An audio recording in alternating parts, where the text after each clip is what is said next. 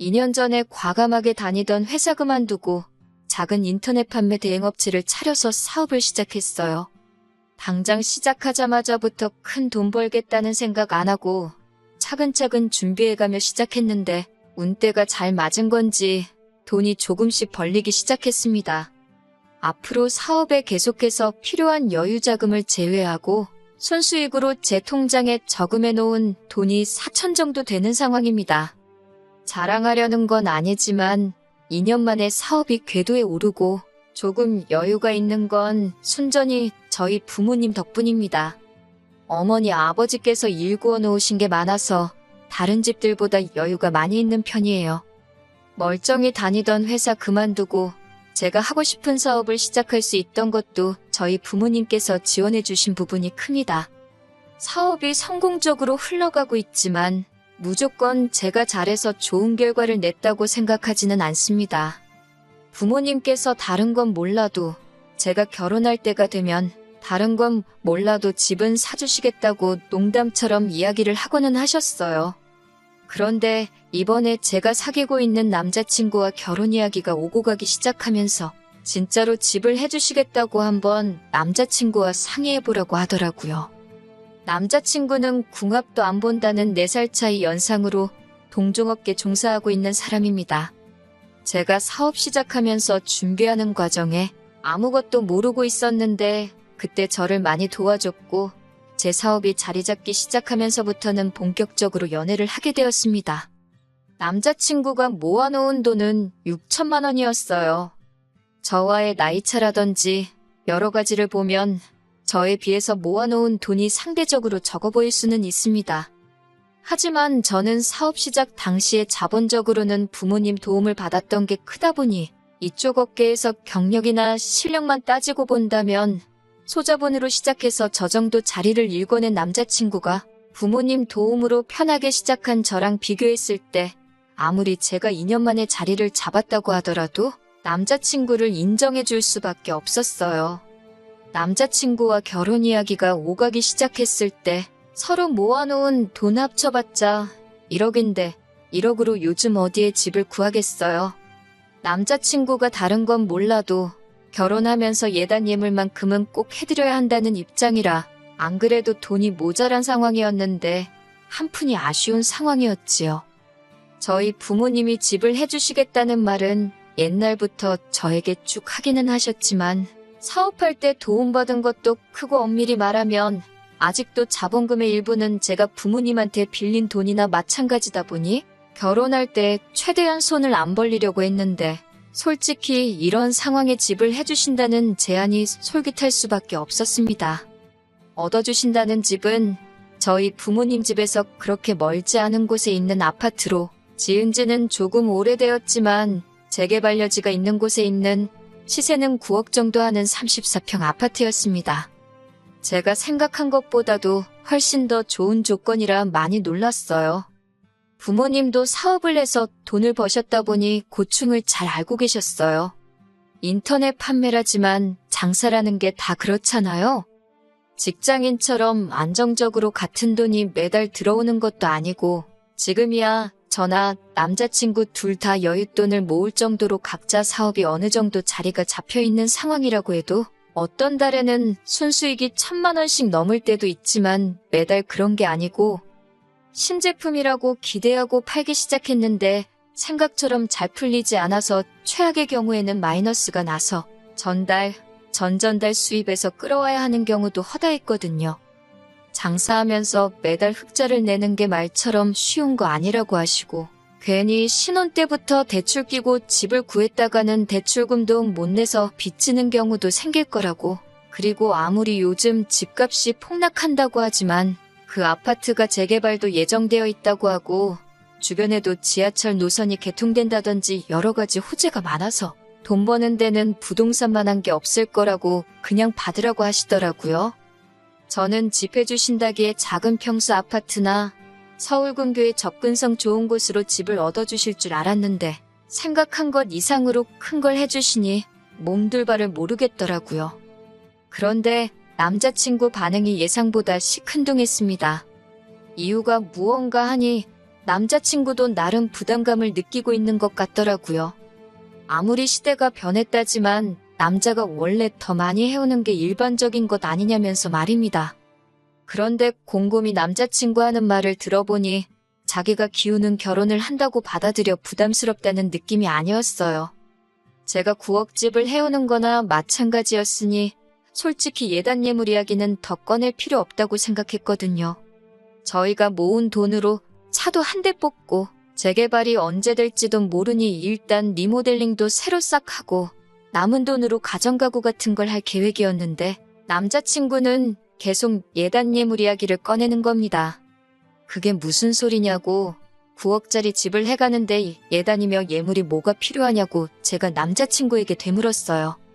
예단 예물을 해야 한다는 이유를 설명하는데 솔직히 좀 너무하다 싶더라고요. 그 이유랍시고 한다는 말이 집이 공동명의도 아닌데 자기 부모님께 예단 예물도 없이 결혼하게 되면 자기가 얹혀 사는 느낌을 받을 거고 주변에서는 자기가 팔려가는 것처럼 보이지 않겠냐는 거예요. 좋은 소식 전해주러 만난 자리인데 말도 안 되는 어깃장을 부리고 있으니 좋은 이야기 하는데도 언성이 저절로 높아지더라고요. 말 한번 잘했다고 보통은 결혼할 때 남자가 원래 더 많이 해오는 게 일반적인 거라고 하지 않았냐. 그러면 오빠 쪽에서 집을 해왔으면 내가 팔려가는 결혼이라는 소린데 집 해왔으면 예단 예물 안 해도 되는 거였냐 따졌습니다. 그러니 그건 또 아니랍니다. 남자가 집 해올 때는 경우가 다르지 않냐고 하더라고요. 이러나 저러나 제가 예물을 해와야 한다고 하는 소리였습니다. 나중 가서는 그냥 집이고 뭐고 지원받을 필요 없으니까 원래 하기로 했던 대로 우리 모은 돈만 가지고 결혼을 하자고 하더라고요. 남자친구 어머님이 예단 예물 해달라고 했던 거 금액으로 치면 1,500만 원 정도 되는 금액이었는데 우리가 모아놓은 1억에서 그 돈 빼고 나면 서울에 어디 발붙이고 지낼 곳이나 구할 수 있냐고 따지니 친정에 팔려가듯 결혼한 집들 보면 가장인 남자의 위험이 떨어지게 되고 그렇게 돼서 잘된 집을 본 적이 없다고 끝까지 고집을 부리더라고요. 그놈의 자존심이 밥 먹여주는 것도 아니고 왜 그렇게 고집을 부리냐고 한바탕 싸우고 돌아왔어요. 집에 돌아와서 제 표정이 안 좋으니 저희 부모님이 무슨 일이 있냐고 물어보시길래 남자친구랑 다툰 이야기를 전해드렸습니다. 그런데 저희 부모님은 남자친구가 자존심 때문에 그러는 게 아닌 것 같다고 하시더라고요. 무슨 말씀을 하시는 거냐 물으니 따로 대답은 안 해주시고 남자친구와 결혼을 하기로 결심한 이유에 대해서 물어오셨습니다. 생각지도 못한 질문을 하시니 조금 당황스러웠어요. 사업 시작할 때 정말 아무것도 몰라서 어려웠는데 그때 크게 도움받았던 것도 있고 아무래도 연애한 지도 오래되었다 보니 자연스럽게 결혼을 생각한 것 같기도 하고 남자친구와 헤어진다고 해서 더 좋은 사람이 나타날 것 같지도 않다 등등 평소에 제가 가지고 있던 생각에 대해서 답변 드렸습니다. 부모님께서는 잠시 생각하시는 듯 하더니 제 생각은 알겠다고 하시고 이렇게 해보는 게 어떻겠냐며 남자친구에게 몇 가지 조건을 제시해보라 하셨어요. 며칠 뒤에 남자친구를 만나서 저희 부모님이 내건 조건에 대해서 말해줬습니다. 첫 번째로 저희 부모님은 저희가 모은 돈을 가지고 차도 한 대 뽑고 가정가구며 리모델링까지 제가 애초에 생각했던 대로 진행하면 좋겠다고 하신 이야기를 꺼냈습니다. 대신 남자친구가 말한 예단 예물은 저희 부모님께서 따로 해주시겠다고요. 남자친구 입장에서는 거절할 이유가 없는 더할 나위 없이 좋은 조건이었지요. 그리고 나머지 조건에 대해서도 말해줬습니다. 두 번째로는 남자친구가 예단 예물에 집착하는 모습이 저희 부모님이 보기에는 그렇게 좋아 보이지 않는다는 말이었어요. 예비사돈과 남자친구가 체면에 너무 집착하는 것처럼 보이는데 옛날 사고방식으로 우리 딸, 그러니까 제가 앞으로 시집살이를 하게 되는 건 원치 않으신다는 말이셨죠. 앞으로 결혼 후에는 시댁과 친정, 양가에는 뭐든지 똑같이 하자는 게 두 번째 조건이었습니다. 시댁에 한번 방문하게 되면 다음에는 친정에 방문하고 반대로 친정에 뭐가 하나 있으면 시댁에도 똑같이 하자는 말이었어요. 거기에 부가적으로 나중일이지만 양가 부모님 봉양 문제라든지 그런 부분에서는 마찰이 일절 없었으면 좋겠다는 말이었습니다. 부모님 부양하는 문제는 둘째 치더라도 시댁 한번 가면 친정 한번 가고 그러는 건 당연한 거잖아요? 솔직히 조건으로 내 걸 필요도 없다고 생각했는데 남자친구는 두 번째 조건을 듣더니 생각에 잠기더라고요. 그러더니 한다는 말이 상황에 따라서 달라질 수도 있는 부분이기에 무조건 그렇게 할 수는 없겠지만 최대한 양가에 공평하게 하도록 하겠다며 선심 쓰듯 이야기하더라고요. 마지막 조건은 신혼집 명의 문제였습니다. 집은 일단 제 명의로 구하게 될 거라고 말해줬어요. 그 말을 듣자마자 남자친구가 움찔하더라고요. 뭐라 말을 꺼내려는 것 같길래 내 말 아직 안 끝났다고 끝까지 들으라고 하고 저희 부모님이 해주신 말을 전해줬습니다. 신혼집 안 받고 모은 돈으로 시작해도 된다고 했었으니 어차피 당장 1억도 안 되는 돈으로 서울에서 빌라 전세 들어가기도 힘들 테고 대출을 받던 월세를 살던 매달 고정적인 지출이 있을 것이다. 그러니 저희 부모님께 월세를 낸다는 생각으로 결혼 후 향후 5년간 80만 원씩 내라고 하셨습니다. 그러면 5년이 지나서 집 명의는 공동명의로 바꿔주겠다 하는 조건이었습니다. 제 말이 끝나기가 무섭게 남자친구는 그건 말도 안 된다고 하더라고요. 어차피 결혼하면 부부재산은 공동재산이나 마찬가지인데 저희 부모님은 돈도 많으시면서 우리가 벌어봐야 얼마나 번다고 그 돈을 받아가려 하시는 거냐 하면서 불만을 토로하더라고요. 불만 가득한 남자친구한테 내가 볼 때는 딱히 문제될 게 하나도 없어 보이는데 뭐 때문에 그러는 거냐고 물어봤어요. 남자친구는 집 해주는 걸 가지고 그런 식으로 하나하나 규칙을 정하는 것도 어이가 없다고 합니다. 자기가 팔려오는 기분이 들어서 싫다고 한 건데 저희 부모님이 해결책이라고 제시한 게 결혼이 아니라 계약이나 마찬가지지 아니냐고 하는 거예요. 그것도 모자라 이제는 예비사위 상대로 장사를 하려고 하시는 거 아니냐면서 결혼이 아니라 대릴사위로 들어와서 월세 내고 살라는 거랑 뭐가 다르냐고 하는 겁니다. 그러면서 한다는 말이 차라리 집을 해주실 돈으로 제 사업이랑 자기 사업을 합치고 그 돈을 가지고 사업을 더 크게 확장하자고 하더군요. 10억 자본금의 자기 능력이면 장사해서 부자 되는 거 순식간이라고. 그러면 그때 돼서 신축 아파트로 공동명의 집도 사고 다 할 수 있다는 겁니다.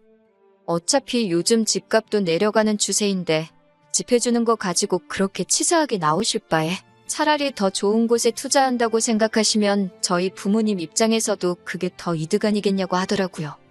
그제서야 저희 부모님께서 저한테 남자친구와 왜 결혼을 결심하게 된 건지 물어보신 이유, 그리고 남자친구가 비단 자존심 때문에 그러는 게 아닌 것 같다고 하신 진짜 이유가 뭔지 깨닫게 되었습니다.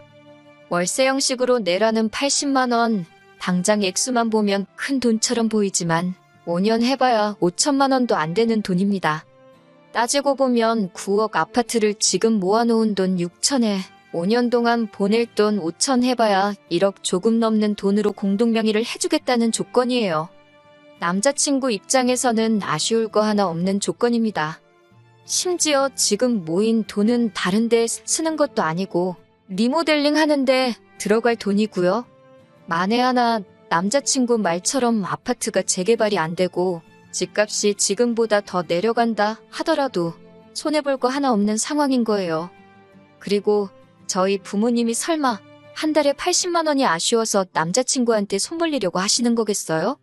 얼마나 착실히 사는지, 가장으로서의 위험이나 체면 운운하기 전에 얼마나 책임감이 있는 사람인지 그 모습을 보고 싶어서 내건 조건이지요. 아마 5년 뒤에 그 5천만 원 채워서 다 드렸을 때 모르면 몰라도 몇 배로 불려서 돌려주시진 않겠지만 저희를 위해 쓰실 돈이라는 건 안 봐도 뻔한 사실이었어요. 애초에 집을 해온다는데 예물 예단을 포기 못하고 자기 자존심 운운하는 순간부터 저희 부모님은 제 남자친구가 결혼 상대로 좋은 사람이 아니라는 걸 확신하셨고 저한테 강압적으로 남자친구랑 헤어지란 말을 하실 수도 있었지만 제 남자친구가 똥인지 된장인지 제 스스로 판단하시길 바라셨기에 결혼을 반대하신 게 아니라 최대한 남자친구의 본성을 확인할 수 있는 방법을 제시해 주신 거였지요. 남자친구가 사업을 더 크게 확장하네 하는 헛소리는 제 귀에는 더 이상 들어오지도 않았습니다. 계속 말도 안 되는 허황된 말만 늘어놓고 있는 남자친구한테 더 말할 필요 없다고 말하고 그냥 결혼도 없던 일로 하자고 말했어요. 그리고 더 시간 낭비할 이유도 없는 것 같으니 우리 만나는 것도 오늘이 마지막이라고 하고 자리에서 일어났습니다. 남자친구는 제 반응을 예상 못한 건지 제가 저만치 갈 때까지 자리에 굳어가지고 가만히 있더군요. 나중에 전화로 한다는 말이 자기가 잘못 생각한 것 같다면서 저희 부모님이 원하시는 대로 하겠다고, 그러니까 그냥 결혼하자고 말하는데 이제는 그 말이 제 귀에는 지가 저랑 결혼해줄게 하는 말처럼 들렸어요. 이제 그만 만났으면 좋겠다고 한 말이 아직도 이해가 안 가냐고. 지금 전화 받아준 것도 여태까지 정을 생각해서 받아준 거고, 2번 다시 연락도 하지 말라 그러고 전화 끊어버렸습니다. 그 뒤로도 저희 집 앞까지 찾아오고 밤만 되면 미안하다고 연락하고 그러길래 전화번호는 차단해버리고, 한 번만 더 집까지 찾아오면 저도 이제 가만히 있지 않을 거라고 하니 그제서야 겁을 먹었는지 그 뒤부턴 코빼기도 비치지 않더라고요. 어른 말만 들어도 자다가도 떡이 생긴다는 옛말, 저는 그동안 솔직히 고리타분한 옛날 방식 강요하는 것 같은 나쁜 쪽으로 해석을 하고 있었거든요. 그런데 이번 일을 계기로 그 말이 맞는 말이라는 걸 실감했어요. 나중에서야 나눈 이야기지만 부모님은 애초에 제가 남자친구랑 처음 다투었던 그날에 한 번도 만나보지 않았지만 이야기만 듣고도 남자친구의 사람됨됨이를 한눈에 아셨다고 하시더라고요. 부모님께서 제안했던 조건이 생각해보면 부당한 것 하나 없이 당연한 것들에 오히려 남자친구한테 득이 되는 게 더 많았던 이유도, 남자친구는 욕심에 눈이 멀어서 굴러들어온 보글발로 차버릴 만한 사람이라는 걸 대번에 눈치채셨다고 합니다. 제 결혼 상대로 내키지 않았지만 부모님이 들고 나서 반대하셔가지고 결혼을 파토내는 것보다 남자친구의 숨겨진 이면을 제가 스스로 눈치채도록 해주고 싶으셨다고 하셨어요. 만약에 제가 눈치채지 못하고 그냥 결혼했으면 어쩔 뻔했냐고 물어보니 부모님께서는 저를 오냐오냐 키우긴 했지만 그 정도도 모르는 모질이로 키운 적은 없다고 하시며 제가 좋은 선택 내릴 걸 알고 있으셨다고 하네요. 진짜 만약에 제가 혹시나 눈치채지 못하고 결혼하려고 들면 그때 가서는 결혼 못하게 했을 거라고 농담처럼 웃으며 말씀하셨어요. 솔직히 늘 붙어 다니다가 혼자가 되니 어색한 부분이 있어요. 일하면서도 남자친구 도움을 알게 모르게 받았다 보니 그런 느낌이 더 큰 것 같습니다. 하지만 후회가 되지는 않네요. 저도 앞으로 스스로 제 앞가림 할 수 있게 노력하고 사람 보는 눈을 좀 더 키워서 부모님 걱정은 이제 그만 끼쳐드려야겠어요.